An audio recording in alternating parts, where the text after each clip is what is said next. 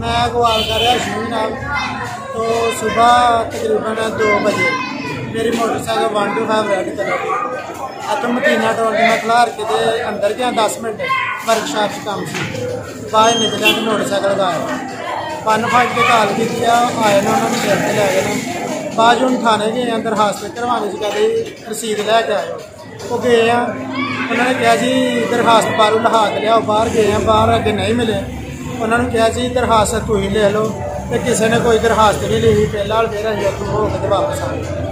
अच्छा पहले उन्होंने कहा दरखास्त खुद लिख ले दिखा लाए फिर कहा कि हम लिख देते हैं ये सारा मामला हुआ है। पहले कहते हैं ना कि बाहरों लिखवा के लियाओ बाहर गए कि नहीं मिले कोई भी लिखने वाला उन्होंने आके दसिया एक कमरे गए ना कहते ना उतों सामने दूसरे च लिखवाओ वो इंज ही 2-4 चक्कर लगवाए ना सानू किसी ने लिख के नहीं दी फिर ऐसी आ गए। मॉडल कौन सा था नंबर क्या था गाड़ी का नंबर?